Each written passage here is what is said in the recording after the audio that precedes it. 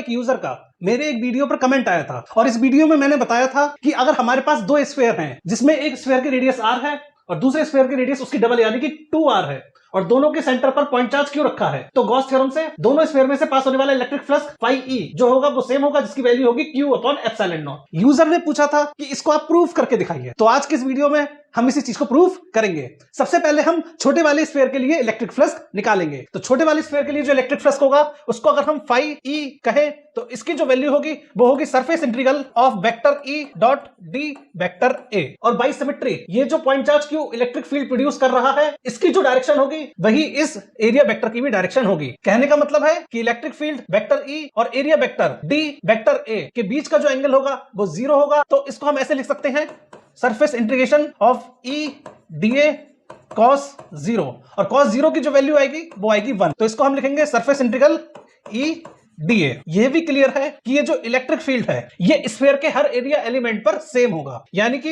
ये यहां पर बाइसिमेट्री कांस्टेंट है इसलिए इसको इंटीग्रेशन के साइन से बाहर ले सकते हैं। तो हम यहां पर लिख सकते हैं ई सरफेस इंटीग्रेशन डी ए और डी ए के सरफेस इंटीग्रल का मतलब है कि हम इस छोटे वाले स्फीयर के टोटल सरफेस एरिया की बात कर रहे हैं। तो छोटे वाले स्फीयर का जो टोटल सरफेस एरिया होगा वो हो जाएगा 4 पाई आर स्क्वायर और इलेक्ट्रिक फील्ड ई की जो वैल्यू होगी वो होगी 1 upon 4 pi epsilon naught q upon r square और इसके मल्टीप्लाई में आया है 4 पाई आर स्क्वायर। 4 पाई से 4 पाई कैंसिल हो गया, आर स्क्वायर से आर स्क्वायर कैंसिल हो गया। तो हमारा फाइनली छोटे वाले स्फीयर से पास होने वाला इलेक्ट्रिक फ्लक्स आया Q अपॉन एप्सिलॉन नॉट। अब हम देखेंगे उस स्फीयर को जिसकी रेडियस 2r है उसमें से पास होने वाला इलेक्ट्रिक फ्लक्स फाई ई क्या होगा। तो हम इसको फाई ई डैश बोल देते हैं। इसकी वैल्यू जो होगी हम उसी तरीके से निकालेंगे surface integration of vector E dot D vector A और बाई सिमेट्री ई यहां पर कांस्टेंट होगा जो कि सरफेस इंटीग्रेशन के साइन से बाहर आ जाएगा और डी ए हमारा ऐसे ही रहेगा और इसको हम लिखेंगे E मल्टीप्लाइड बाई। अब जो बड़ा वाला स्फीयर है उसके लिए जो रेडियस होगी वो 2r होगी, तो बड़े वाले स्फीयर का सरफेस एरिया आ जाएगा 4 पाई 2r